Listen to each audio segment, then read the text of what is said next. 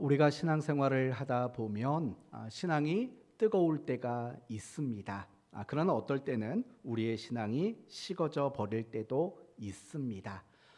이건 몇몇 사람에게만 해당되는 게 아니라 모든 사람에게 해당이 됩니다.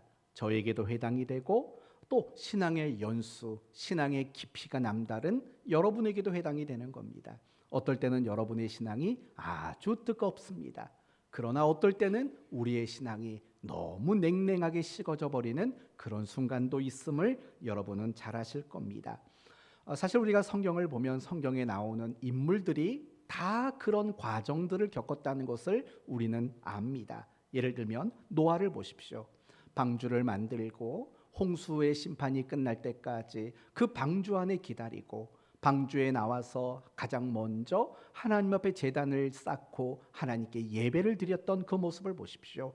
얼마나 뜨거운 신앙의 모습입니까? 그러나 시간이 좀 지나자 포도농사를 짓고 포도주를 마시고 벌거벗은 채 잠들어 자식들을 공경에 처하게 만들었던 그의 모습을 보면 그도 한때는 뜨거웠던 신앙이었지만 때로는 그의 신앙도 식어지는 순간들이 있었다는 것을 우리는 확인할 수 있습니다.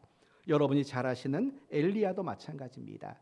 갈멜산에서 850명의 이방 선지자들과 영적인 대결을 펼쳤을 때 그의 신앙이 얼마나 뜨거웠습니까? 그러나 얼마 지나지 않아서 엘리야는 하나님께 죽기를 구할 정도로 그의 신앙이 너무나도 식어져 버렸다는 것도 우리는 잘 압니다. 솔로몬도 마찬가지입니다. 그가 하나님 앞에 왕이 되고 일천번제를 드리고 성전을 지어드리는 그 모습까지 보면 그는 참 신앙이 뜨거운 사람입니다. 그러나 또 시간이 지나면서 이방 공주들과 결혼을 하고 그 정략적 결혼을 통해서 나라를 부강하게 만들려고 했을 때 결국 온 천지에 우상을 숭배하도록 만드는 그의 신앙이 식어져 버렸던 모습들이 있던 것도 우리는 잘 압니다. 우리 모두도 마찬가지인 겁니다. 어떨 때는 신앙이 뜨겁습니다. 그러나 어떨 때는 우리의 신앙이 식어질 때가 있습니다.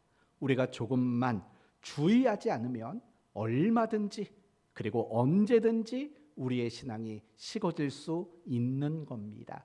그러므로 우리의 신앙이 식어지지 않도록 우리는 항상 주의를 기울이는 그런 신앙의 자세와 태도가 우리 모두에게 필요한 것입니다. 오늘 본문 역시 그렇게 뜨거웠던 신앙을 보였던 예루살렘 교회가 잠시 그들의 신앙이 식어진 것처럼 보여지는 장면을 소개하고 있습니다. 그러므로 오늘 말씀을 통해서 신앙이 식어지면 어떤 증상이 나타나게 되는지 그리고 신앙이 식어지는 가장 근본적인 이유가 무엇인지 확인함으로 혹시라도 여러분의 신앙이 식어졌다면 다시 뜨거워지는 계기가 되시고 여전히 신앙이 뜨거운 가운데 있다면 여러분의 그 신앙이 식어지지 않을 수 있는 다짐의 시간이 되었으면 합니다. 오늘 본문은 예루살렘 교회 내부 안에서 일어났던 심각한 문제를 다루고 있습니다. 우리가 지난주에 살펴봤기 때문에 예루살렘 교회 안에 생겨난 문제가 뭔지 압니다. 어떤 문제였습니까? 헬라파 유대인과 히브리파 유대인들 간에 서로 갈등하고 서로 대립하고 그래서 서로 다투게 되는 이런 갈등과 대립의 문제가 생겨나게 되었던 겁니다. 그렇다면 도대체 어떤 일 때문에 그들 안에 그런 갈등과 대립의 문제가 시작되었습니까? 여러분이 잘 알고 있는 구제 사역 때문에 그렇습니다. 예루살렘 교회는 크게 두 가지 사역에 집중을 하고 감당했습니다. 첫 번째는 복음을 전파하는 겁니다. 예수 그리스도 그분이 구원자이시며 메시아라는 사실, 그분이 죽으시고 그분이 부활하심으로 모든 하나님의 구속의 경륜을 완성하신 분이라는 메시지를 전하는 것, 복음을 전파하는 것, 그게 그들에게 첫 번째 중요한 사역이었습니다. 그리고 두 번째 그들에게 중요했던 사역은 가난한 자들을 돌보고 구제하는 이 사역이 예루살렘 교회가 가지고 있었던 중요한 사역들이었던 겁니다. 그런데 결국 그 구제 사역으로 인해서 헬라파와 히브리파 간에 교회 안에 갈등과 대립이라는 문제가 생겨나게 된 겁니다. 그때 2절에서 6절을 보시면 사도들이 7명의 집사를 세우게 됩니다. 그리고 사도들이 무엇을 선언했냐면 이제 오로지 자신들은 무엇과 무엇에 집중하겠다는 겁니까? 말씀과 기도하는 일에 자신들은 전무하겠노라라고 선언을 하게 됩니다. 그리고 7 집사를 세운 후에 이 모든 문제들이 사라지게 됐고 7절을 보면 예루살렘 교회가 더 크게 부흥하고 성장했다. 다르게 말한다면 다시금 그들의 신앙이 어떻게 된 겁니까? 뜨거워졌다. 이렇게 이야기하고 있는 겁니다. 맞습니다. 우리가 오늘 본문의 이야기를 보며 우리가 알 수 있는 것은 예루살렘 교회의 신앙이 잠시 식어졌다라는 겁니다. 이 말을 다르게 말한다면 예루살렘 교회는 굉장히 뜨거웠던 신앙을 가진 교회였고 성도였다라는 거예요. 여러분이 잘 아시는 대로 사도행전 1장과 2장을 보시면 예루살렘 교회 성도들은 열심히 모여서 기도했습니다.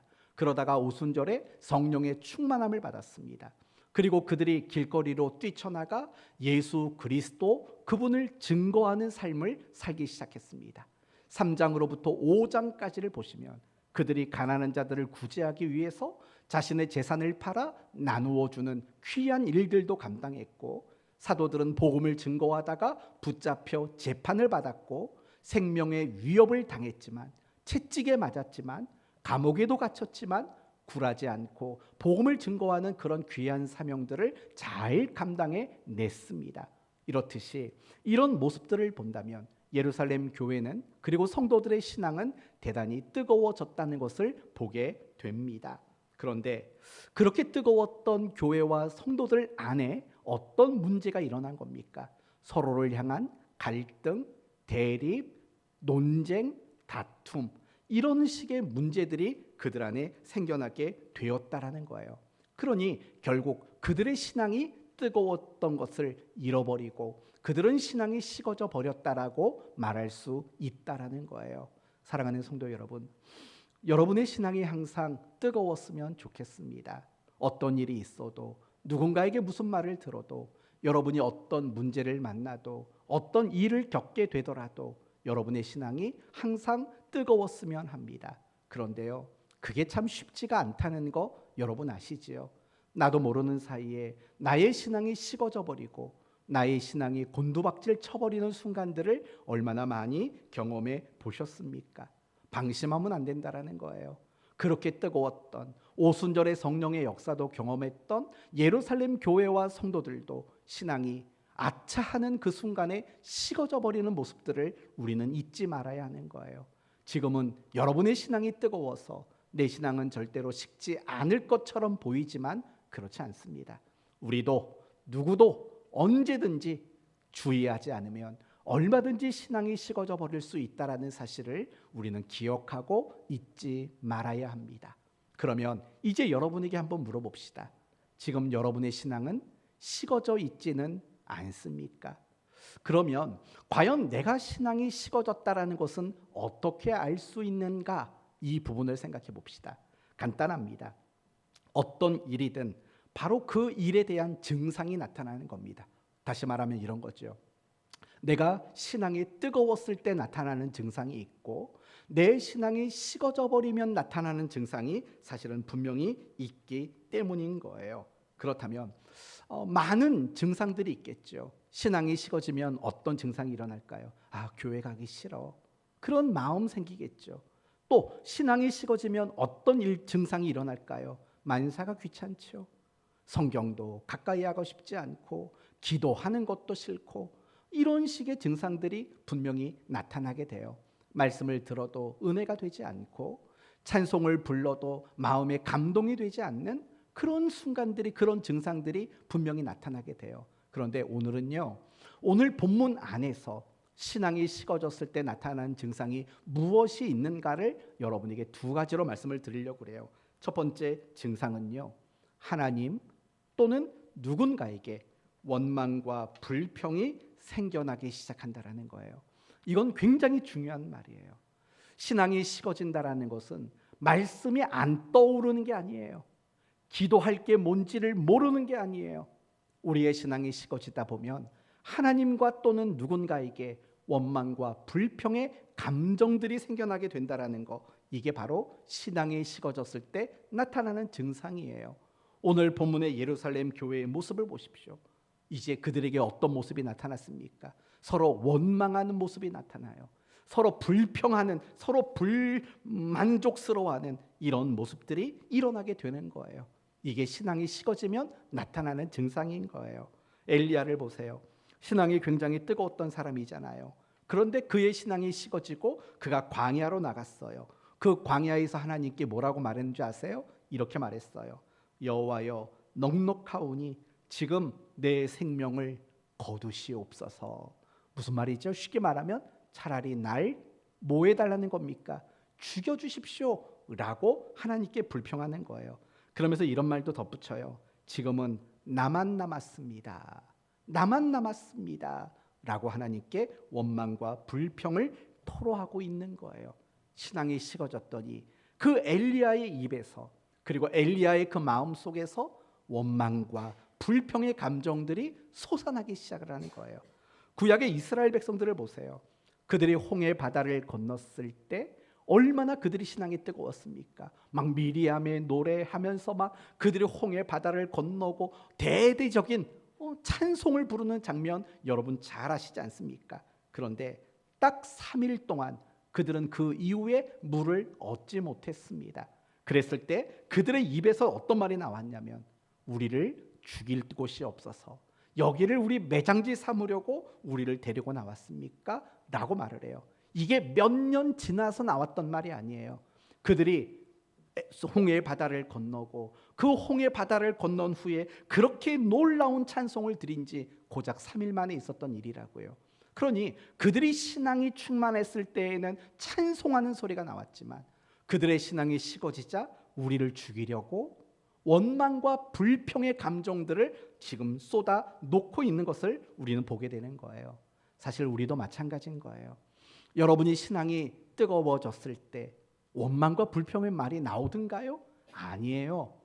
우리의 신앙이 뜨거워졌을 때는요, 항상 우리 입술에서 뭐가 나왔냐면 감사가 나왔겠죠. 그리고 항상 우리의 입술에서는 하나님을 향한 진심된 찬송이 흘러 나왔을 거예요. 그런데 이상하게요, 우리가 신앙이 식어지면 이런 것들이 먼저 없어지는 거예요. 감사함이 없어지고 하나님께 대한 찬송이 사그라들어 버리고, 그리고 도리어 마음속에는 원망과 불평의 마음들이 생겨나게 되는 거예요. 바로 이런 것들이요, 내 신앙이 식어지고 있다라는 정말 중요한 증상이라는 걸 잊지 말아야 돼요. 여러분 자신을 점검해 보셔야 돼요. 내 마음속에 하나님을 향해서, 아니면 하나님이 아니더라도 누군가를 향해서 원망과 불평의 마음들이 생겨나고 있다면, 그런 원망과 불평의 마음들이 커져가고 있다면 그것은 무엇이냐면 지금 여러분의 신앙이 계속해서 식어져가고 있다는 것을 보여주고 있는 증상들이라는 거예요. 두 번째 증상이 있어요. 그건 뭐냐면 자기 중심적 사람이 돼요. 이기적인 사람이 되고 만다라는 거예요. 다시 오늘 본문의 헬라파 신자들을 한번 생각해 봅시다. 그들은 구제에서 빈번히 제외를 당했습니다. 그러니까 섭섭한 마음이 드는 거 여러분 당연한 거 아니겠습니까? 예를 들면 제가 먹을 것을 몇몇 분들에게만 주고 나머지에게는 먹을 걸 안 준다고 쳐봐요. 예를 들면 제가 먹을 걸 강권사님, 황권사님, 오권사님, 권사님들에게만 제가 먹을 걸 자꾸 드리고 나머지 성도에게는 국물도 없어 봐요. 그러면 성도들 입장에서는 아이고 목사님이 그래도 권사님들을 먼저 챙기는구나, 그런 좋은 마음도 가지겠죠. 그런데 이 일이 빈번히 반복되면 무슨 생각이 드냐면, 목사님은 맨날 권사님들만 챙겨. 물론 이건 예예요. 저는 권사님들도 잘 챙기지 못하고 있으니까 이건 예라는 것만 아시고, 그런 마음이 드는 건 당연해요. 헬라파 과부들, 헬라파 신자들도 마찬가지예요. 자꾸 구제 받으러 나갔는데 다 떨어졌어요. 다음에 오세요. 당신들에게는 없네요. 이런 일들이 반복되니까 당연히 속상하고 섭섭하고 원망스러운 마음이 들지요. 그런데 중요한 건 뭐냐면요, 그런 마음이 들 수 있는 것까지 부정할 수는 없어요. 우리는 아직 사람인데 그런 원망스러운 마음이 왜 들지 않겠냐고요. 그런데 그 원망으로 인해서 대립을 만들고 그 원망으로 인해서 교회 안에 분란을 일으키는 것, 과연 그것이 최선의 방법일까요? 사실은 그렇지는 않을 것 같아요. 조금 더 지혜로운 방법, 이런 대립과 다툼을 만들어내는 것 말고 다른 방법도 있었으리라고 생각이 들어요. 그러나 그들의 모습 속에서는 철저히 자기 중심적인 거죠. 교회가 어려워지고 어떤 문제가 더 크게 되고 하는 것에 대해서는 별로 안중이 없는 거예요. 오로지 내 몫을 내놓으라는 거죠. 나도 당연히 구제받을 대상인데 왜 내 몫을 주지 않느냐에 여전히 그들의 마음은 향하고 있었던 거죠. 자기 중심적인 마음, 그런 태도, 바로 그런 모습들이 신앙이 식어지면 나타나는 거예요. 히브리파 신자들도 사실은 마찬가지라고 생각해요. 헬라파 사람들이 투덜거린다는 것을 한 번도 들어본 적이 없었을까요? 아니죠. 계속 그런 얘기는 들어왔겠죠. 들려왔겠죠. 그러면 미리 뭔가를 조치를 취했어야죠. 아무런 조치를 취하지 않았어요. 골물대로 곪고 터질 때까지 그들은 아무런 문제를 해결할 의지도 나타내지를 않았어요. 왜요? 자기들은 계속해서 구제를 받고 있으니까. 내 몫을 여전히 그들은 챙기고 있으니까. 이 문제가 해결을 되면 결국은 내 몫을 잃어버릴 수도 있으니까, 못 받고 못 챙길 수 있으니까 그들은 그 문제를 해결하는 일에 아무것도 하지를 않았다라는 거예요. 오늘 이 본문을 보면은요, 이 부분이 입증될 만한 내용들이 나와요. 예를 들면 이런 거죠. 결국은 이 문제가 너무 크게 생겨버렸어요. 그래서 나중에 사도들이 뭐라고 말하냐면 7명을 뽑으라고 말하죠. 그런데 우리가 지난 시간에도 살펴봤지요. 그 7명은 모두 누구에게 속한 사람들입니까? 히브리파예요? 헬라파예요? 헬라파 사람들이라고요. 그리고 가장 마지막에 나오는 사람을 보세요. 5절 마지막에 유대교회에 입교했던 안디옥 사람 니골라라고 말해요. 유대교회에 입교했대요. 이 사람은 완전한 이방인을 말하는 거예요. 완전한 이방인, 헬라파 사람 7명을 세웠다라는 거예요. 여러분, 이게 의미하는 바가 뭐라고 여러분 생각합니까? 결국 이런 거예요. 지금 사도들이 이 문제가 생긴 거, 갈등과 대립이라는 문제가 생긴 그 원인이 뭔지를 정확히 꿰뚫고 있다라는 거예요. 뭐냐면 내목 챙기기, 자기 중심, 자기 주장, 이것이 결국은 그들 사이에서 갈등과 대립을 만들어냈던 주된 원인이라는 걸 찾는 거예요. 그래서 그들이 해결하는 방식은 뭐냐? 내 몫을 포기하는 방법으로 문제를 해결하고 있는 거예요. 그러니 그 구제 사역을 담당할 7명이 모두가 다 헬라파 사람으로 그렇게 내정하게 되는 거죠. 선출하게 되는 거죠. 사도들은 그 중요한 원인이 뭔지를 알았던 거예요. 바로 내목 챙기기, 자기 중심적이고 자기 이기적인 그런 태도가 그 모든 문제의 원인이었고 발단이었다라는 것을 알게 된 거예요. 바로 이런 거예요. 우리가 정말 신앙이 식어지면 나타나는 증상이 뭐냐? 어디에 있든지 내목 챙기기가 돼요. 내 권리를 주장하고 내 마땅히 내가 누려야 할 특권을 주장하는 내목 챙기기가 나타나게 되어 있는 거예요. 반드시 그럴 수밖에 없어요. 어디서든지 자기가 주장되고 자기가 중심이 되어야만 하는 거예요. 그게 신앙이 식어졌을 때 나타나는 증상이에요. 그러면 이걸 뒤집어서 생각을 해봅시다. 우리의 신앙이 뜨거웠을 때는 어떻게 됐을까요? 내목 챙기기가 될까요? 아니죠. 내 몫을 도리어 나누어 주는 자가 되는 거죠. 자기 주장이요, 자기 중심이요, 결코 그런 일은 일어나지 않게 되는 거예요. 그 이유가 뭔지 아십니까? 성경은 참다운 신앙을 이야기할 때 이렇게 말하기 때문에 그래요. 여러분이 잘 아시는 마태복음 16장에 아무든지 나를 따라오려거든 자기를 부인하고라고 말하는 거예요. 이게 참다운 신앙, 정말 뜨거운 신앙을 가졌을 때 우리에게 나타나는 증상인 거. 자기를 부인하는 일들. 그런데 이게 신앙이 뜨거웠을 때는 자기 부인으로 나가지만 신앙이 식어지면 식어질수록 자기 강화로 나가게 되는 거예요. 내 주장이 강해지고 내 몫을 챙기려고 하는 이 방향으로 우리는 흘러가게 될 수밖에 없는 거예요. 사랑하는 성도 여러분, 지금 여러분에게 이런 증상이 있는지를 생각해 보세요. 하나님을 향해서 또는 누군가를 향해서 원망과 불평의 감정들이 늘어나고 있는 건 아닌지, 더 나아가서 내 목 챙기기에 자기 주장과 자기 중심적인 그런 사고방식을 나는 가지고 있진 않은지, 이런 것들을 잘 점검하셔야 되는 거예요. 혹시라도 여러분에게 자기 부인이 아닌 자기 강화가 되고 있다면 지금 여러분은 신앙이 대단히 식어지고 있는 거예요. 지금 여러분이 감사와 찬송의 말 대신에 원망과 불평의 말이 많다면 우리의 신앙은 지금 식어지고 있다는 것을 우리는 빨리 깨달아야 할 것입니다.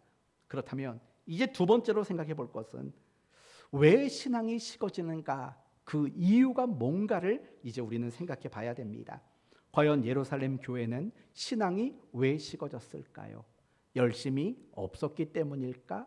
그렇지는 않은 것 같아요. 왜냐하면 여러분이 알고 있듯이 지금 그들은 구제의 일을 대단히 열심히 하고 있지 않습니까? 그것을 본다면 그들은 열심이 없는 게 아니에요. 열심히 있는데도 신앙이 식어졌어요. 이 말은 참 우리에게 의미하는 바가 저는 크다고 생각해요. 신앙생활을 열심히 한다고 우리가 계속 뜨거움을 유지하는 건 아니에요. 내가 신앙에 열심히 있어도 우리의 신앙은 식어질 수 있다는 걸 기억해야 돼요. 그러면 그들은 왜 신앙이 식어졌을까요? 어떤 신령한 체험, 영적인 체험을 그들이 하지 못했기 때문일까요? 그것도 아닙니다. 이미 여러분이 알고 있듯이 그들은 오순절 성령 강림을 체험한 사람이에요. 안전뱅이가 일어나는 것을 체험했던 사람이에요. 귀신이 쫓겨나가고 병든 자들이 고침받는 것도 체험한 사람이에요. 그리고 위선자였던 아나니아와 삽비라가 하나님께 심판받아 죽게 되는 장면도 그들은 목격한 사람들이에요. 사도들이 감옥에 갇혔을 때 천사가 그 감옥문을 풀어주었다라는 소식도 전해 들은 사람들이에요. 그들은 영적인 신령한 많은 체험들을 가지고 있었어요. 그런데도 신앙은 식어져 버렸다라는 거죠. 이 말은 무슨 말이냐?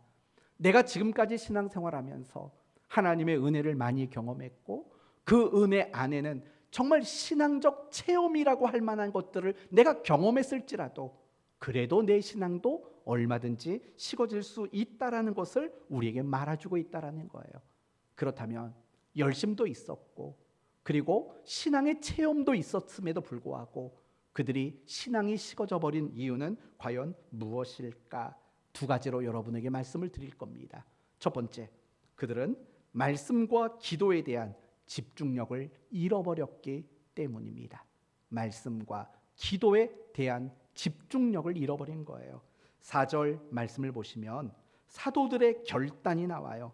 뭐라고 말하냐면 우리는 오로지 기도하는 일과 말씀 사역에 힘쓰리라 라고 말을 하는 거예요. 그들이 기도 안 했다라는 게 아니에요. 그들이 말씀 사역을 안 했다는 게 아니에요. 했어요. 그런데 덜 했나 봅니다. 그러니까 맨 마지막에 힘쓰리라 라는 표현이 나오는 거죠. 집중력을 잃어버렸다라고 우리는 이해할 수 있으리라고 생각합니다. 바로 이런 부분인 거예요. 그렇다면 사도들은 왜 이런 말을 할까요? 우리가 말씀과 기도에 더 힘쓰겠다. 우리가 말씀과 기도에 더 집중력을 나타내겠다. 왜 이런 말을 하죠? 결국은 교회 안에서 헬라파, 히브리파 할 것 없이 서로 갈등하고 대립하게 되는 그 주된 원인들, 그 원인들이 어디에 있었냐? 마땅히 가져야 되는 집중력, 말씀에 대한 집중력, 기도에 대한 집중력, 그것을 잃어버리게 되니까 결국 이런 일들이 일어나게 되었다라는 것을 그들이 깨달은 거죠. 그래서 교회 앞에 무엇을 말하냐면 사도 7명의 집사를 세워서 구제 사역을 잘하는 것도 중요하다.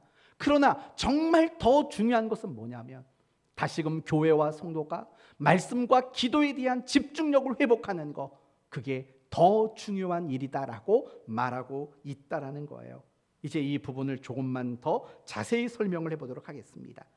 말씀에 대한 집중력을 잃어버리면 우리의 신앙은 식어지게 됩니다. 열왕기하 22장을 보시면 유다의 16번째 왕 요시야 왕에 대한 이야기가 소개가 됩니다. 이 요시야 왕은 어떤 사람이냐면 이스라엘 역사 속에서 가장 최고가는 가장 훌륭한 종교 개혁자라고 그렇게 묘사가 돼요. 전에도 없었고 이전에도 이와 같은 이가 없었다라고 말할 정도로 무너져 있던 이스라엘의 신앙을 다시금 개혁하고 일으킨 사람이 바로 유다의 16번째 요시야 왕이었다고 말하는 거예요. 요시야가 왕이 되기 전까지는요, 이 온 나라가 우상 숭배로 가득 차 있었다라는 거예요. 그런데 요시야가 왕이 된 이후로는 모든 우상을 몰아내고 종교 개혁을 일으키게 됐다라는 거예요. 그렇다면 여러분, 우상 숭배하던 나라가 우상을 버리고 종교를 개혁하는 나라로 바뀌었던 그 전환점이 과연 무엇일까 찾아보면 이 성경은 우리에게 이 사실을 보여줘요. 뭐냐면 성전에서 무슨 책을 발견했을까요? 율법책을 발견했다라는 거예요. 사실 이거는 웃기지도 않은 얘기예요.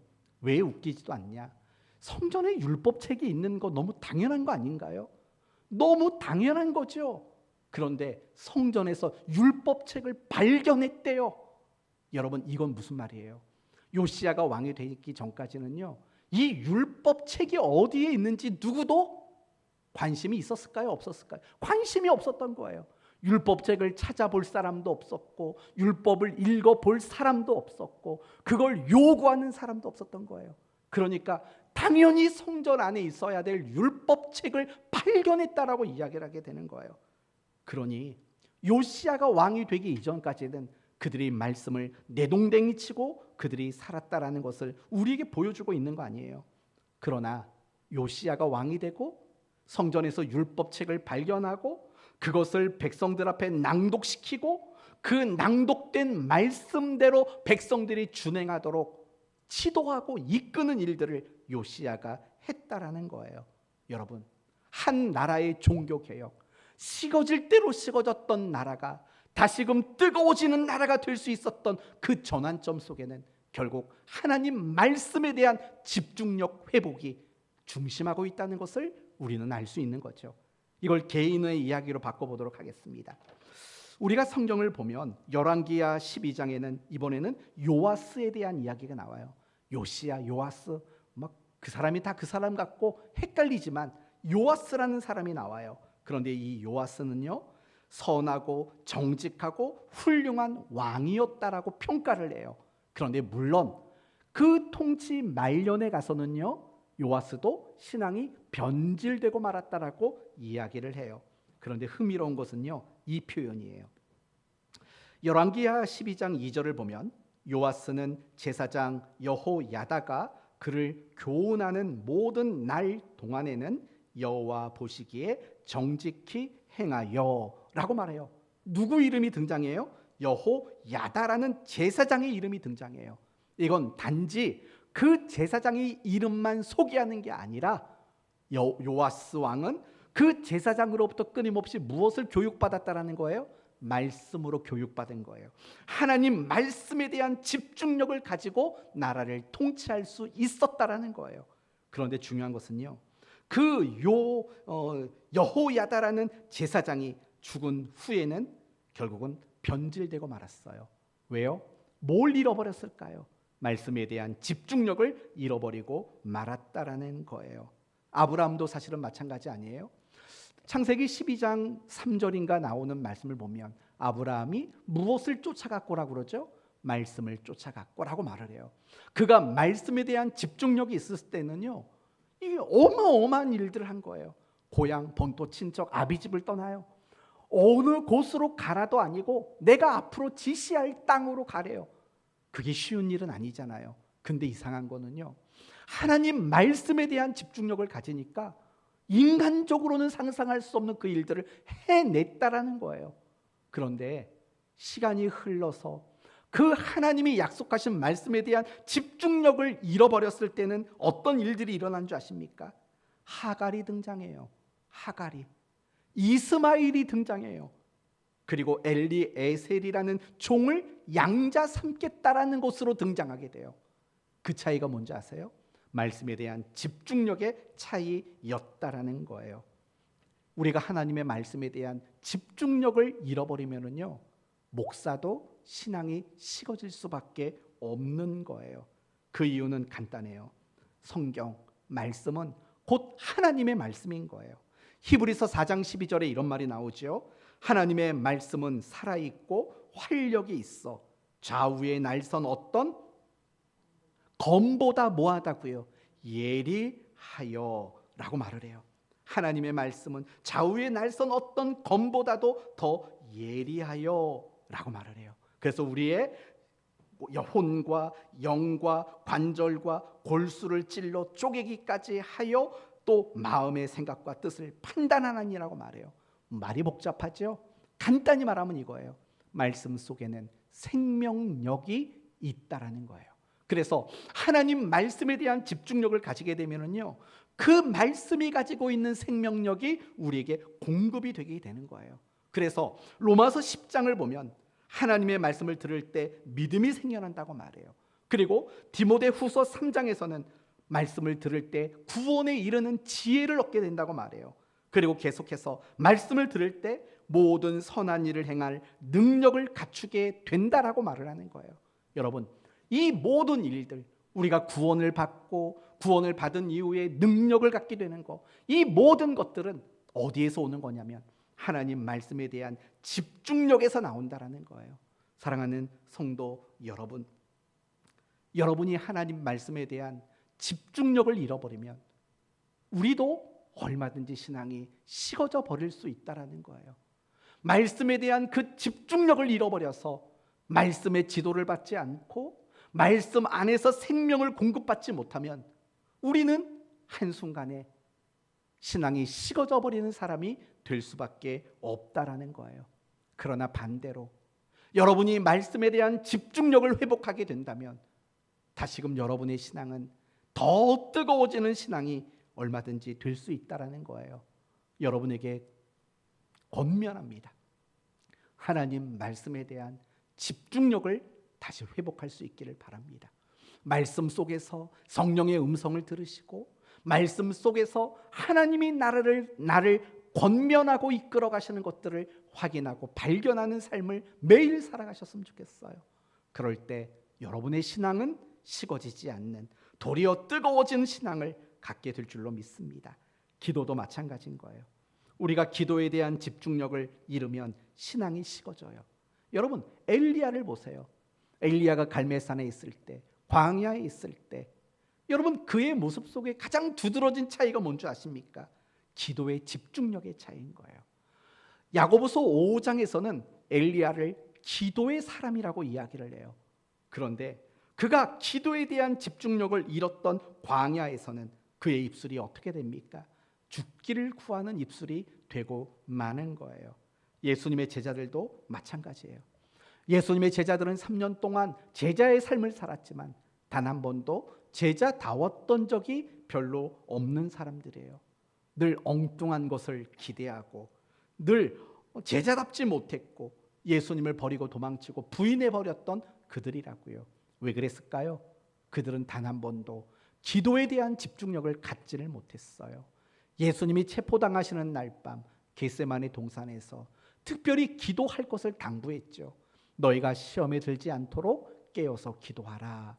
그런데도 불구하고 그들은 모두가 다 기도에 대한 집중력을 잃어버렸던 거죠. 그 결과가 무엇입니까? 그들은 신앙이 식어진 자로서 주님을 부인하고 도망치는 자가 될 수밖에 없었어요. 그러나 반대로 주님이 승천하신 이후에 그들은 기도의 시간을 붙잡았고 기도에 대한 집중력을 되살리기 시작했어요. 그래서 그들은 어떻게 됐는데요? 성령이 충만하고 정말 하나님이 원하는 교회와 성도의 모습으로 그들이 다시 세워지는 것들을 우리는 보게 되는 것 아닙니까? 바로 이런 것들인 거예요. 기도에 대한 집중력을 잃으면 결국 우리의 신앙이 식어지고 무너질 수밖에 없는 거예요. 결국에는요, 예루살렘 교회의 신앙이 식어진 이유는 말씀과 기도에 대한 집중력을 잃어버렸기 때문이라는 거예요. 우리도 똑같아요. 우리가 신앙이 식어지는 건 고난이 와서가 아니에요. 우리가 신앙이 식어지는 건 현실적 어려움이 아니에요. 우리의 신앙이 식어지는 건 말씀과 기도에 대한 집중력을 잃어버렸기 때문이라는 거예요. 사랑하는 성도 여러분, 시간 정말 빠르죠? 7월이 시작된 것도 엊그제 같은데 벌써 7월 10일이 됐어요. 3일이 지났어요. 여러분, 지난 3일 동안 말씀, 기도에 대한 집중력이 있으셨을까요? 말씀을 보려고 해도 글씨가 눈에 들어오지 않고, 기도하려고 해도 딴 생각만 나고, 혹시 말씀과 기도에 대한 집중력을 잃어버린 채 3일여간을 살지는 않으셨습니까? 다시 한번 오늘부터라도 말씀과 기도에 대한 그 집중력을 회복할 수 있었으면 좋겠습니다. 하나님께 기도하셔야 돼요. 하나님, 말씀이 눈에 들어오게 해달라고, 하나님의 말씀이 귀에 들려지게 해달라고 여러분 기도하셔야 돼요. 그리고 여러분의 기도가 정말 하나님을 향해서 주목하는 기도가 될 수 있도록, 집중해서 드리는 그런 기도가 될 수 있도록 여러분은 기도하셔야만 하는 거예요. 바로 그것을 잃었기 때문에 예루살렘 교회는 신앙이 식어지고 말았어요. 또 한 가지 이유가 있어요. 그건 사명에 대한 소홀한 마음 때문에 그래요. 오늘 본문을 보면 예루살렘 교회가 구제로 인해서 문제를 만났어요. 그때 사도들이 제일 먼저 했던 거 3절, 형제들아 너희 가운데서 성령과 지혜가 충만하여 칭찬받는 사람 7을 택하라. 우리가 이 일을 그들에게 맡기고. 여러분, 여기서 우리가 알 수 있는 것은 뭐냐면 지금 구제하고 있는 사역들을 누가 도맡아서 한 거죠? 사도들이, 12명의 사도들이 구제 사역을 도맡아 했다라는 거예요. 다시 말하면 이거죠. 그 일을 감당할 사람 세우는 일을 하지 않았다라는 거예요. 사람을 세우는 일을 하지 않았어요. 그런데 가만히 보면은요, 하나님이 교회를 향해서 가장 기대하는 모습 중 하나가 뭔지 아십니까? 사람을 세우는 거예요. 사람을 세우는 거. 사람을 세운다라는 말 속에는 믿는 사람을 만들어내는 거, 누군가에게 믿음을 갖게 하는 거, 그게 포함이 되어 있어요. 예수님이 승천하실 때 제자들에게 하셨던 말씀 기억나십니까? 너희는 모든 족속에게 가라 라고 말하면서 아버지와 아들과 성령의 이름으로 세례를 주고 내가 내게 분부한 모든 것을 가르쳐 지키게 하라. 제자 삼으라고 말씀을 하셨어요. 제자 삼으라고, 사람을 구원하고 사람을 세우라고 말씀하셨다고요. 그런데 지금 사도들의 모습은 어떻습니까? 그 일들, 구제하는 그 사역을 감당하는 일꾼, 사람을 세우기보다는 지금 그들이 말씀 전하는 일도 맡아서 하고, 기도하는 일도 맡아서 하고, 구제하는 일도 맡아서 하는, 사람을 세워야 하는 그들의 본연의 사명들을 지금 잃어버리고 있었기 때문이라는 거예요. 그래서 그들은 이 사건을 계기로 사람을 세우는 교회와 자신들에게 맡겨진 그 사명과 책임을 다시금 붙잡고 있었다라는 거예요. 사명을 소홀히 여기면, 사명에 대해서 가벼운 마음을 갖게 되면 우리의 신앙은 반드시 식어질 수밖에 없어요. 엘리야의 예를 다시 한번 들어봅시다. 850명 앞에서 그는 하나도 두려움이 없는 사람이었어요. 그런데 그 사건이 끝난 이후에 엘리야는 완전히 겁쟁이가 되어버렸어요. 아합과 이세벨이 나를 죽이려고 한다고, 도망가고 나만 남았건을 죽여주소서, 이런 말들을 한다고요. 완전히 신앙이 식어져 버리고 바닥난 사람의 모습인 거죠. 그런데 그때 그런 엘리야를 다시금 회복시키셨을 때 하나님이 어떤 방법을 쓰신 줄 아십니까? 사람을 세우도록 만드는 거, 다시금 그에게 분명한 사명을 감당하도록 만드는 거예요. 예를 들면 다메섹에 가서 누구를 왕으로 세우랍니까? 하사엘을 왕으로 세우랍니다. 그리고 북이스라엘로 가서 누구를 왕으로 세우랍니까? 예후를 왕으로 세우랍니다. 그리고 자신의 후계자로 누구를 세우랍니까? 엘리사를 세우라고 말하는 거죠. 중요한 요지는 그로 하여금 다시금 사명에 집중하도록 만들었다라는 거예요.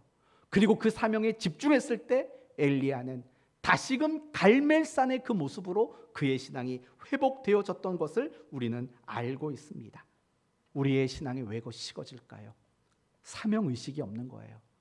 아니요, 사명의식이 소홀해져 있기 때문에 그래요. 구원이란 무엇입니까? 구원은 죽어서 천국 가는 것만 구원이 아닙니다.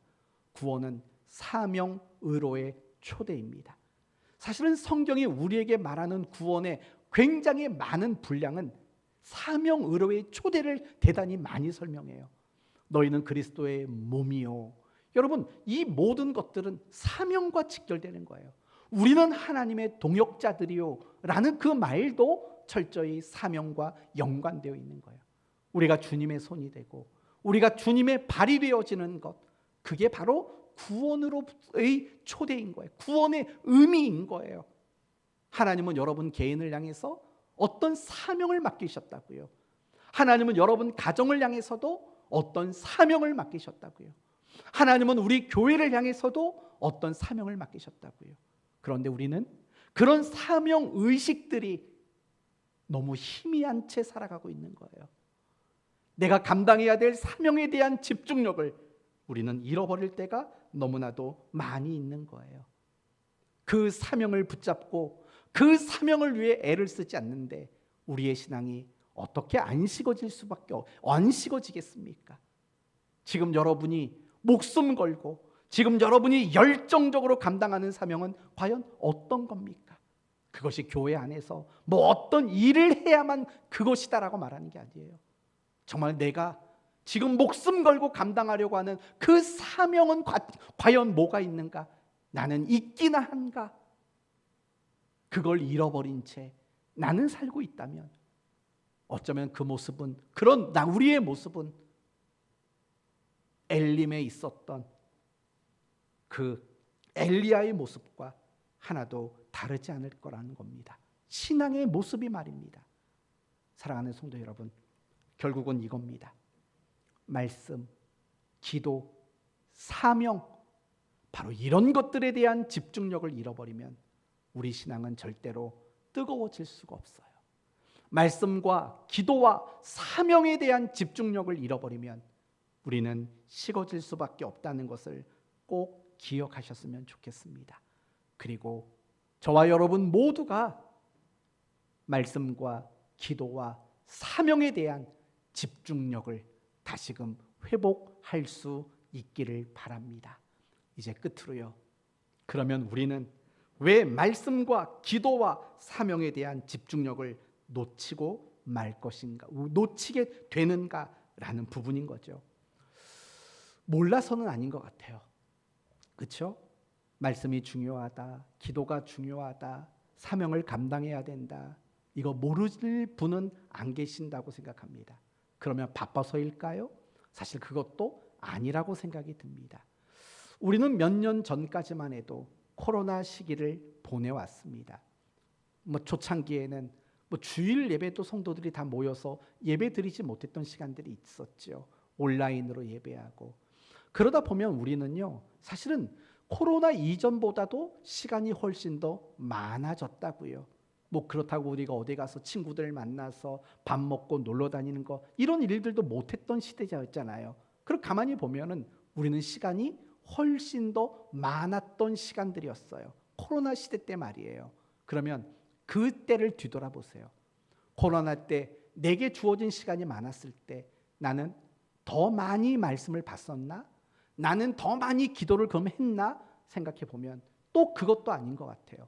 그래서 우리가 말씀과 기도와 사명에 대한 집중력을 잃어버리는 것은 바쁘기 때문만은 아니라고 말씀을 드리는 거예요. 그렇다면 왜 집중력을 잃어버리게 될까요? 그것은 말씀과 기도와 사명을 신앙의 본질로 생각하지 않고 신앙의 비본질처럼 여기기 때문이라는 거예요. 본질과 비본질, 어려운 말이죠. 쉽게 말하면 이거예요. 본질이란 무엇이 되도록 만드는 바로 그것이 본질이에요. 더 쉽게 말한다면 본질이란 필수 항목을 말하는 거예요. 필수 항목. 없어서는 안 되는 거, 안 하면 안 되는 거, 그게 바로 본질이에요. 그러면 비본질은 뭐냐? 안 해도 되는 선택사항, 그게 바로 비본질이에요. 여러분, 잠을 자는 건 본질일까요? 본질이 아닐까요? 잠을 자는 건 본질이에요. 왜냐하면 잠을 안 자면 사람은 살 수가 없어요. 그렇지 않습니까? 그럼 여행을 다니는 건 본질일까요? 비본질일까요? 그건 비본질이에요. 왜냐하면 여행을 안 다닌다고 해서 뭐가 잘못되는 건 아니에요. 뭐가 문제가 생기는 것도 아니에요. 그건 본질이 아닌 거예요. 바로 그런 식으로 생각해 보셔야 돼요.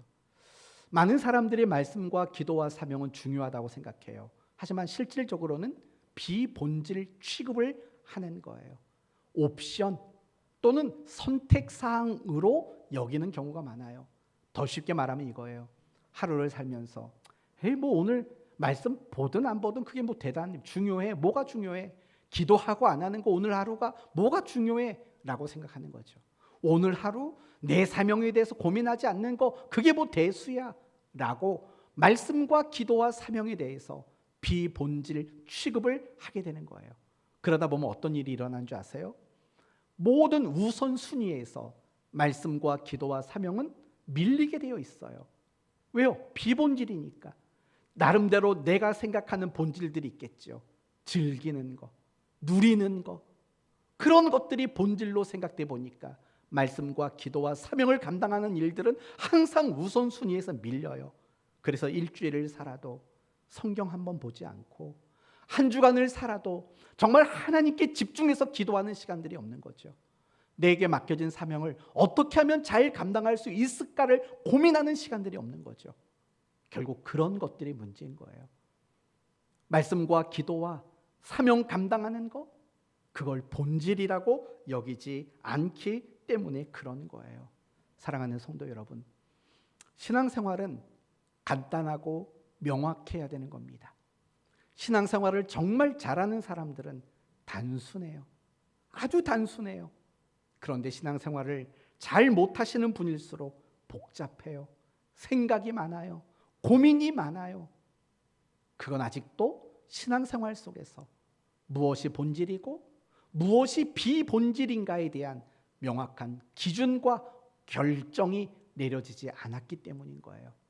저는 마지막으로 여러분에게 권면합니다. 말씀, 기도, 사명을 감당하는 것, 그것이 본질이라고 여러분 모두가 확신했으면 좋겠습니다. 그러면 여러분의 신앙이 다시 뜨거워질 거고, 여전히 뜨거움 가운데 있는 분들이라면 그 뜨거움이 더하게 될 줄로 믿습니다. 이제 오늘 말씀을 마칠게요. 저든 여러분이든 주의하지 않으면 신앙이 금방 식어지게 됩니다. 우리가 신앙이 식어지게 되는 이유는 말씀과 기도에 대한 집중력을 잃어버리고 사명에 대한 집중력을 잃어버리기 때문입니다. 왜 잃어버립니까? 말씀과 기도와 사명을 본질이라고 여기지 않기 때문에 그렇습니다. 시간이 되면, 마음이 움직이면 하게 되는 선택사항이라고 생각하기 때문입니다. 그러나 말씀과 기도와 사명은 본질입니다. 내가 선택할 일이 아니고 내가 가장 우선순위로 알고 붙들어야 하는 가장 중요한 신앙의 내용입니다. 그걸 붙들게 된다면 오늘 본문의 7절처럼 날마다 더 신앙이 뜨겁게 타오르게 되는 그런 은혜의 일들이 여러분에게 일어나게 될 줄로 믿습니다. 저는 오늘 저녁 이곳에 있는 여러분의 신앙이 다시금 뜨거워지게 되기 바랍니다. 그리고 여러분을 통해서 교회에 있는 모든 성도들의 신앙이 다시금 더 뜨거워지게 되도록 만드는 그 일에 쓰임받는 여러분 되시기를 예수님 이름으로 축원드립니다. 아멘.